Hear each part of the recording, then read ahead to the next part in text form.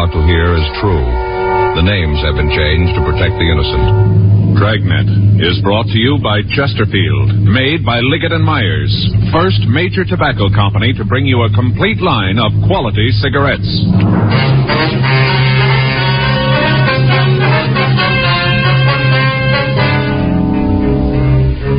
You're a detective sergeant. You're assigned to homicide detail.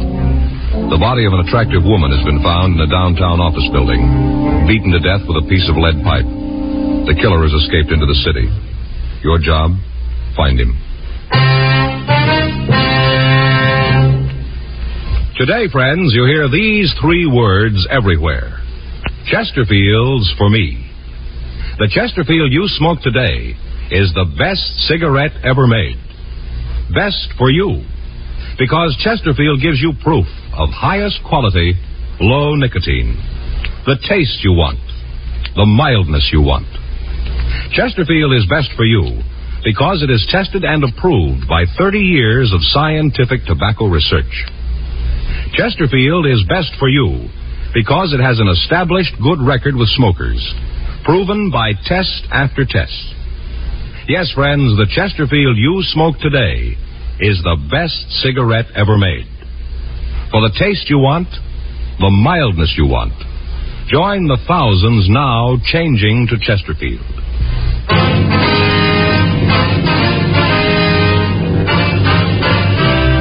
Dragnet, the documented drama of an actual crime. For the next 30 minutes, in cooperation with the Los Angeles Police Department, you will travel step by step on the side of the law through an actual case transcribed from official police files. From beginning to end, from crime to punishment, Dragnet is the story of your police force in action.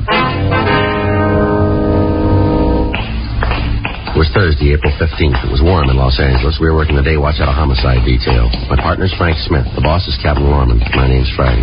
We just left the murder room, and it was 7:40 a.m. when we got to suite 718, the building manager's office. Miss Joyce? Yes. Are you men cops? Yes, ma'am. We understand you're the one who found the body, is that right? Oh, that's right. I found her. Oh, it was an awful thing. This is my partner, Frank Smith. My name's Friday. Wonder if you feel up to telling us exactly what happened. Oh, sure. It's just about the most terrible thing ever happened to me. There's something we can get you, ma'am. Oh, no, thanks. Janie brought me some hot coffee. Who's Janie?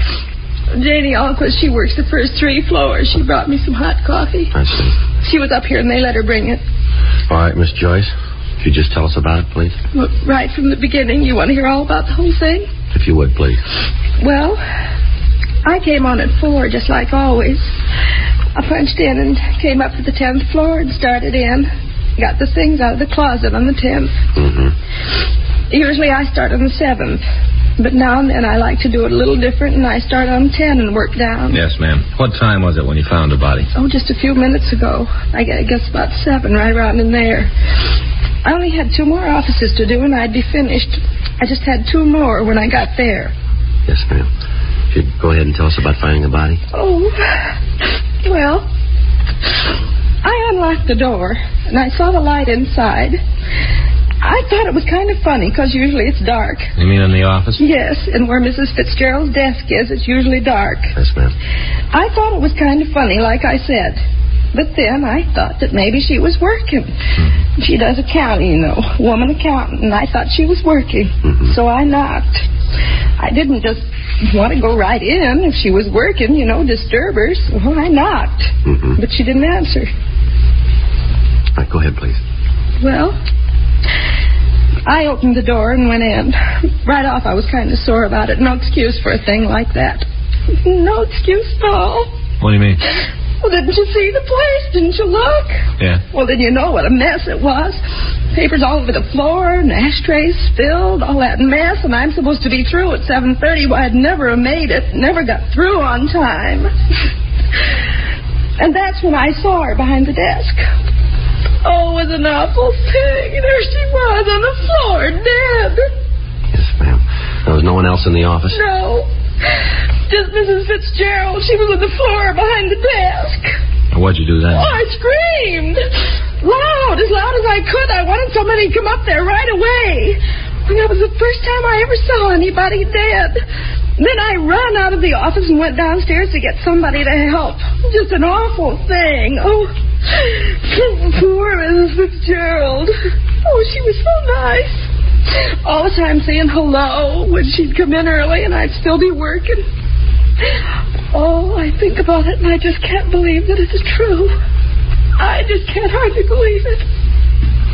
Did you see anyone on the floor while you were working? Just Mrs. Fitzgerald. No, ma'am. I mean, was there anybody in the halls of the building? Oh, no. No, not that I saw. There wasn't anybody. I'd have seen them if they was there, but they weren't. All right, Miss Joyce. We'll contact you tomorrow about a statement. Meantime, we'll leave you one of our cards here. If you think of anything we should know, we'd appreciate it if you give us a call. Oh, I sure will. Anything at all I think of, I'll call you. Can I go now? Yes, ma'am. I've got to go home and take a hot bath and calm my nerves. Surely. Oh, it's sure it's going to be a shock to her husband. Of course, not that he'll mind too much. Beg your pardon? Her husband, you know, Mr. Fitzgerald. Yes, ma'am. What about him? Well, just that it isn't going to bother that one too much. Why do you say that? No, I shouldn't have said anything. Not a word. I shouldn't have told you. I'd get fired, sure. Well, if it's got anything to do with Miss Fitzgerald's death, maybe you better tell us, don't you think? Well, if you'll promise not to tell the supervisor. All right, go ahead. It gets dull just being in a big building by yourself, all alone at night when there isn't anybody around. It's pretty dull. Mm-hmm. Once in a while, not real often, but just once in a while, I kind of read some of the letters that people throw away, you know, in the wastebasket. They don't want them anymore, so when it gets real dull, I read them. And I've read some in Mrs. Fitzgerald's office from her husband, Mr. Fitzgerald. Yeah. Seems like they've been having some kind of a big fight, going to court and all. I don't know what it's all about, but they've been fighting. And in the letters, he tells how she ought to leave him alone. I guess she's asking for a lot of alimony or something. That's what it sounded like to me. Some of the letters, the way he wrote to her, mean, used to threaten her all the time. You saw these letters where he threatened her, did you? Yes. One, I guess it was about a week ago. He said in that if she tried to railroad the thing through, now that's what he said, railroad the thing through, he'd come up here and... Yes, go ahead. Well, that's all there is. I couldn't find the other piece of the letter where he said what he was going to do. See, she tore up the letters after she read them. Mm-hmm. All right, Miss Joyce, thank you very much. No, I hope I helped. Yes, ma'am, I certainly have. I sure wish I could have found that other piece of the letter. No way of knowing what it said. Yes, ma'am. Do you suppose he really meant it? I don't know. We'll ask him.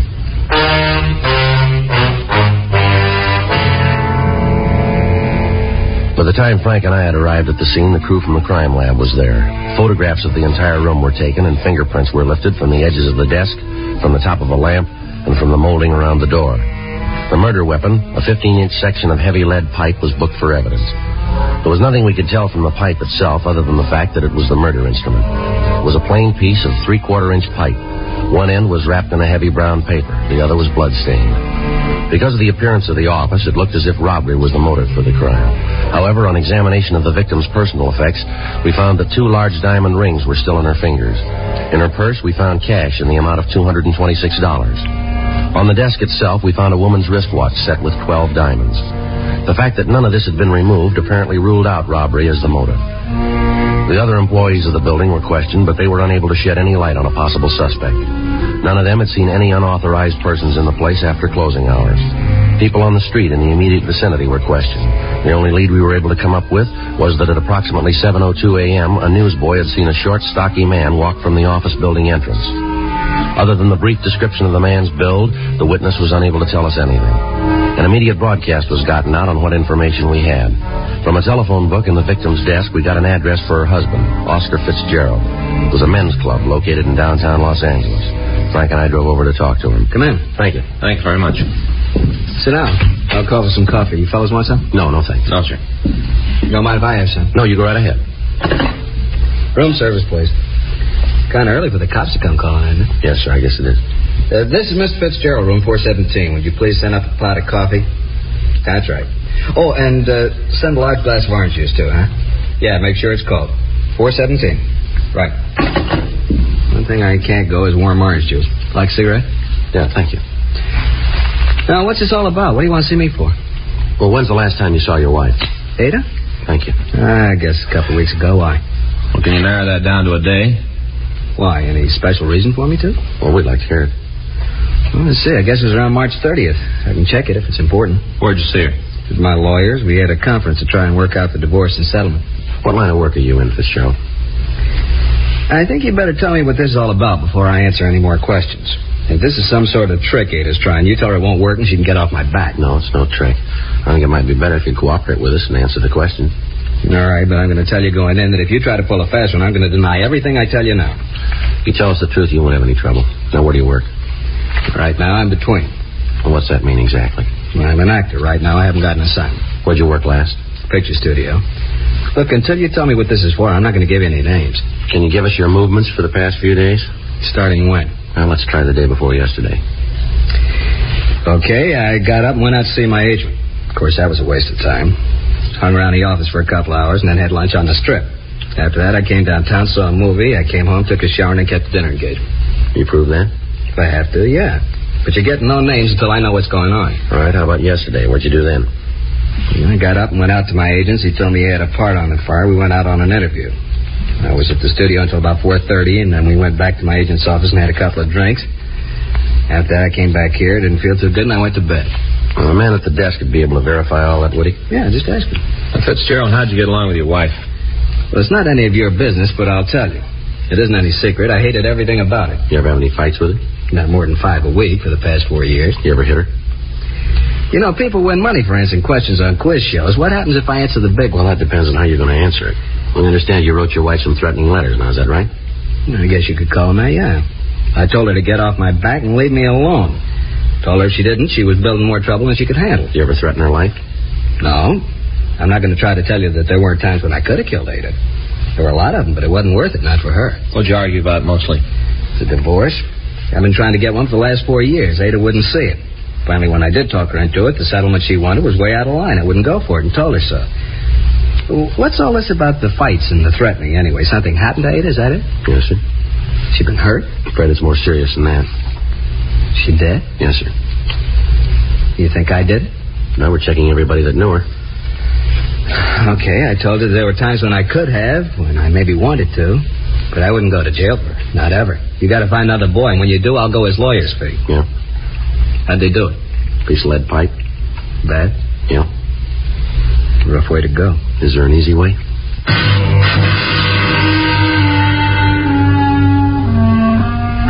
We made a preliminary search of the room, but we found nothing that would tie in the victim's husband, Oscar Fitzgerald, with the crime. We talked to the desk clerk, and he verified the man's story that he'd been in his apartment the evening of the killing. Fitzgerald made arrangements with us to attend the coroner's inquest, and Frank and I went back to the city hall. We checked with the crime lab on their investigation. Lieutenant Lee Jones told us that they'd been able to lift several partial fingerprints from the murder weapon, but that they were impossible to classify. He went on to say that the other prints that had been found at the scene were unusable as evidence, since it would be difficult to get enough points for identification. The other physical evidence taken from the office was of little use. A check had been made of the piece of pipe, but it was found to be of a common type and impossible to trace. Microphotographs had been made of the serrated edges, and these had been booked as evidence. We asked the stats office to make a run on the M.O. of the crime, and they told us they would start through their files immediately. For the next 2 days, Frank and I talked to all of the friends and relatives of the victim, attempting to find a motive for the crime. From what we had to work on, the only plausible reason for the killing was either revenge or jealousy. None of Mrs. Fitzgerald's friends or business acquaintances were able to point out anyone with a strong enough reason to kill the woman. Monday, April 19th, Frank and I got back to the office after interviewing one of the victim's business competitors. Well, that's another one that didn't go anyplace. Yeah, seems like that's all we've been drawing on this one, doesn't it? Yeah. I'll check the book. All right. Anything come in from the stats office yet? No. Said they'd have the rest to run for us this afternoon. First punch didn't turn anything. I got it. Homicide, Friday. Yeah, Jack. Anything on him? Sure. We're no place now. Well, no, anything's got to be... Want to give me that address? All right. All right, we'll check it. Good. All right, Jack. Thanks again. Bye. The Jack McCready says he talked to one of his informants this morning. Guy came up with a couple of good things, maybe. Yeah? One of them's about a guy in the Olympia bar at 4th and Kohler. Fella's pretty drunk, been doing a lot of talking down there. Something for us? Maybe. He's bragging about beating a woman to death with a piece of pipe.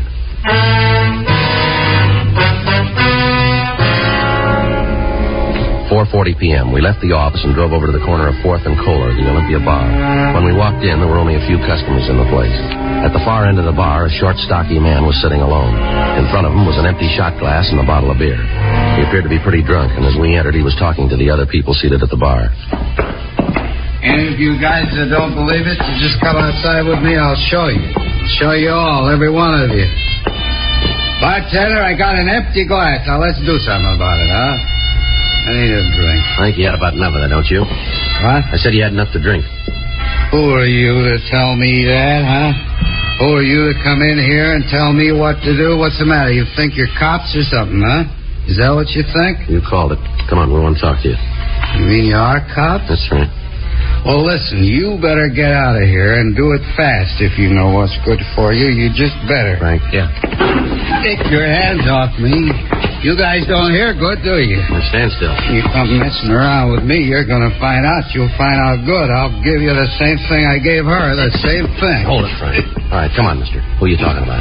I'll tell you who. I'll tell you good. And you'll know, leave me alone if you know what's good for you. I'm talking about that Ada Fitzgerald, that's who. Ada. You go messing with me and you'll get what she got. I'm a pretty rough fella, you know. Pretty rough. Is that right? You betcha. You're not dealing with a kid, you know. Well, that makes it even then, doesn't it? Huh? You're not dealing with a woman.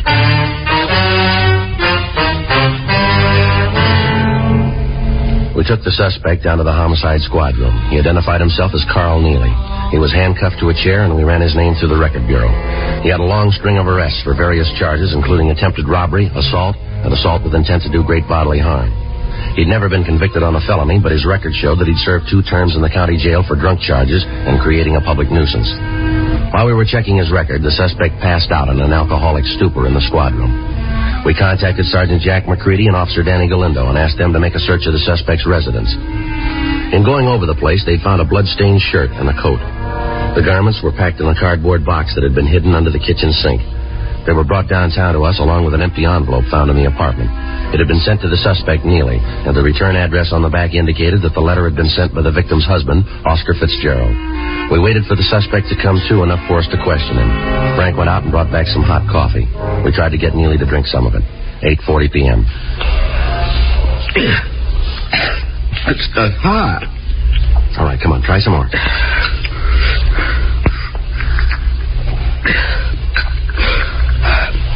You're cops, huh? You've been around before. Yeah. What am I here for? I want to talk to you about the Fitzgerald woman. Ada?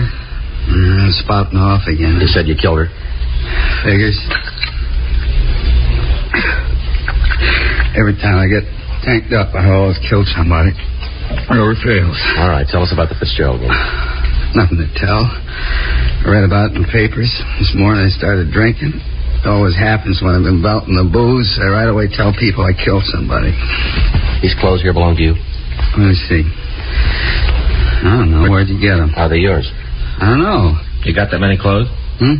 I know all the clothes I got. No trouble at all. Yeah, you don't dress as good as me. All right, come off it, Neely. You're in trouble. Big trouble here. You sat in the bar this morning, told everybody about how you'd beaten a woman to death. We find these clothes in your apartment, bloodstains all over them. Here's another thing, this envelope. Where'd you get this? Through the mail, like it says. You see the stamp? You know Oscar Fitzgerald? I don't get mail from strangers. Sure I know him. Is it a crime to get a letter now? What was in that envelope? I don't think that's none of your business. Well, we do. What kind of dealings have you got with Oscar Fitzgerald? You used to work for him? Doing what?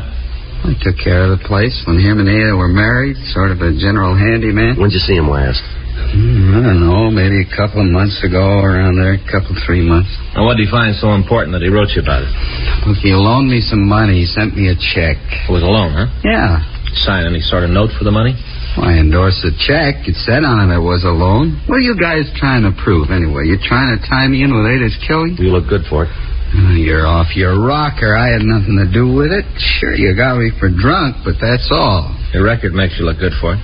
Clothes we found in your apartment don't help you. You sure Oscar Fitzgerald didn't pay you to kill his wife? Be a lot better if you told us the truth here, Neely. I'm telling you the truth. It's right in front of you. All you got to do is open your eyes. It's there. Where'd the bloodstains come from? They're mine. Well, tell us about it. Well, I got in a fight with another fella. Where? A bar down on 7th. When? Wednesday. Last week? Yeah, last Wednesday. What time did you have this fight? Closing time? That'd make it about 2 o'clock, huh? That's when the bars closed. Where'd you go after you had the fight? Went up to a friend's house and had a couple more drinks. Who's a friend? You don't know him. He's got no record. What's his name? I don't want him dragged into anything. What's his name? Jackie Meadows. Let me see your hands, Neely. Sure. Well, you got some pretty bad bruises there. You must have hit something pretty hard. Fight I told you about, that's where those came from. Tell us what you did after you left the bar. I told you I went up to Jackie's. I had a couple of drinks. What time did you get there? Around 3, maybe 3:10. What time did you leave? About 5. Where'd you go? I don't remember too good. I was pretty boozed up. Where do you think you went? Well, Jackie was worried about me being cut up from the fight. He wanted me to see a doctor. Yeah? He drove me down to Georgia Street Receiving Hospital. Yeah. I was there until 9:30 Thursday morning.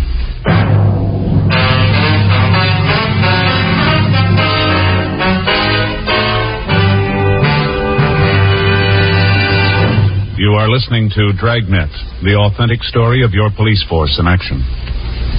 World altitude records. World speed records. All part of Bill Bridgman's job as a supersonic test pilot for Douglas Aircraft. You read about Bill in Time magazine. Now let's meet one of the world's fastest humans, and Jacqueline Hazard, who's collaborating with Bill on his new book, Test Pilot. They smoke America's most popular two-way cigarette, Chesterfield. I smoke the king size. After hearing what the Chesterfield people have been saying about them, I thought I should try them. I'm convinced they're best for me. It's Chesterfields for me, too, but I like the regular size. Either way, they're everything Bill says, and they're really mild. You try Chesterfield. I think you'll find they're best for you. Yes, for the taste you want, the mildness you want. Join the thousands now changing to Chesterfield.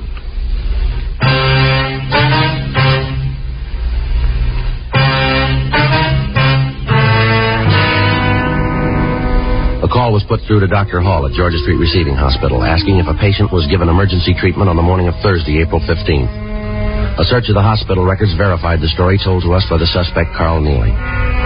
We checked through our crime reports and we found that a miscellaneous injury report had been made. From the coroner's report, we knew that the victim had been murdered between the hours of 5 a.m. and 7 a.m. on that morning. We got in touch with Neely's friend, Jackie Meadows, and he also verified the suspect's story. He was booked in at the main jail on a charge of being drunk in a public place, and Frank and I started checking out the remainder of the list that the stats office had given us. Originally, there had been 12 names on the list. We talked to 10 of them. The 11th, a Norman Sitkin, had a record of burglary, attempted robbery, and assault with a deadly weapon. He'd been arrested and brought to trial on a charge of murder 3 years previously, but he'd been acquitted. The circumstances surrounding his arrest were the same as those in the Fitzgerald case. The main reason he'd been released a free man was the testimony of his mother, who had sworn that Sitkin had been home with her on the night of the killing. When we went out to his home, we found that he wasn't there. We talked to his mother, and she told us that he'd been in San Diego for the past 3 days. Under interrogation, we established the fact that on the night of the Fitzgerald killing, Sitkin hadn't been at home, but that he had been in Los Angeles.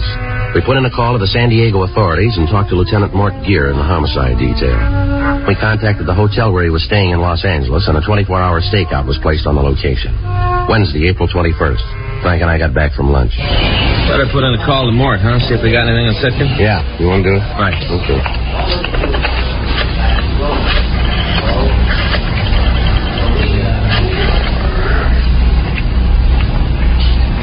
Hi, this is Frank Smith, robbery. Yeah, I'd like to put in a call to San Diego PD Homicide Bureau. Now, Lieutenant Mort Gear. No, it's a homicide. Yeah, DR 132549. Yeah, that's the one. Mm-hmm. That's 3268?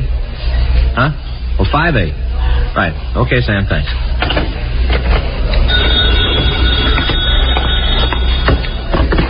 I'm on this one, Joe. Oh, sorry. Homicide, Friday. Yes, sir? No, that's right. When was that? Yes, sir. Right away. Cancel that call, Frank. What do you got? Sitkin just walked into his hotel.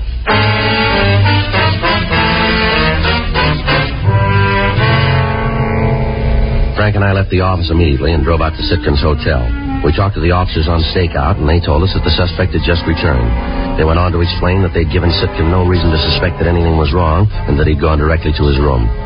Frank and I got in the elevator, and we went up to the 4th floor. Yeah? All right, just a minute. Yeah? What do you want? You Norman Sitkin? Yeah, what do you want? Police officer. Come on. You got no right to do this. Let me see your warrant. Get your coat, Sitkin. We want to talk to you. What for? What you got to talk to me about? I got nothing to say. Get your coat. Why? What's the charge? What are you taking me in for? Suspicion of murder? You're kidding. Well, you just keep thinking that. You mean this is for real? Come on, let's go. Oh, wait a minute. I want to know what this is all about. Is that so? Well, sure. Figure I had something to do with that woman who was beaten to death downtown. Fitzgerald, I think that's the name, huh? Isn't that what you think? Well, you seem to know all about it. Well, you're way off on this one. I got an alibi that you can't break. I can see you guys figuring because I stood this kind of beef once before, you can make it stick this time. Well, it won't work, cop. None of it fits together. I can prove where I was that night every minute. All right. That's right, every minute. You check in my house. Happens I was with my mother, just like the other time. All night I was home. You gonna stand on that? Well, there isn't any other way. Well, that's gonna make it a lot easier then. Well, what's that supposed to mean? We talked to your mother. She says you weren't home that night. Well, she's wrong. You let me talk to her. She'll tell you. You just let me talk to her. She's sure you weren't there. She's willing to testify to that. Get out of my way.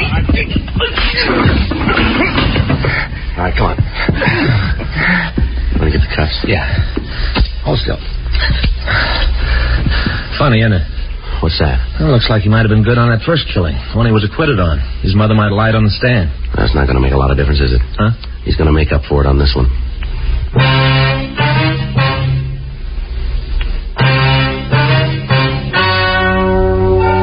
The story you have just heard is true.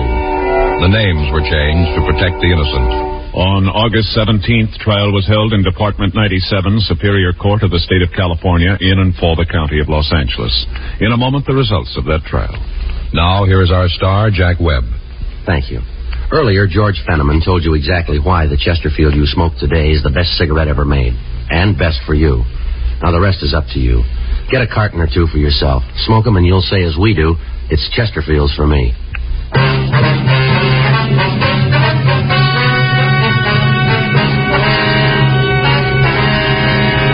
Norman Edward Sitkin was tried and convicted for murder in the first degree. On recommendation of the jury, he received the maximum penalty, and on July 19th, he was executed in the lethal gas chamber at the State Penitentiary, San Quentin, California.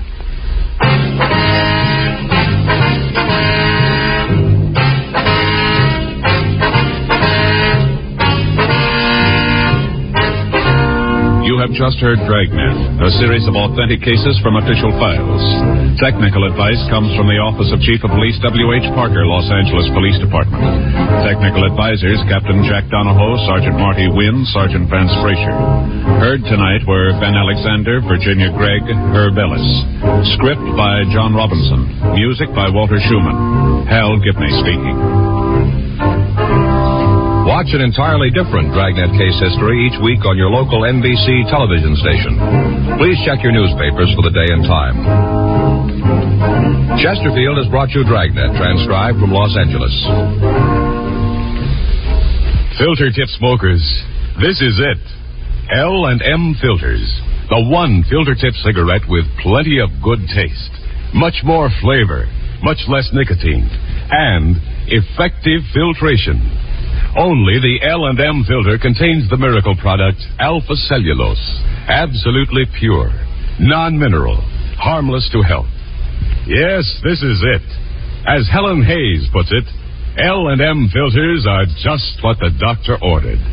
Buy L&M filters, the light and mild smoke.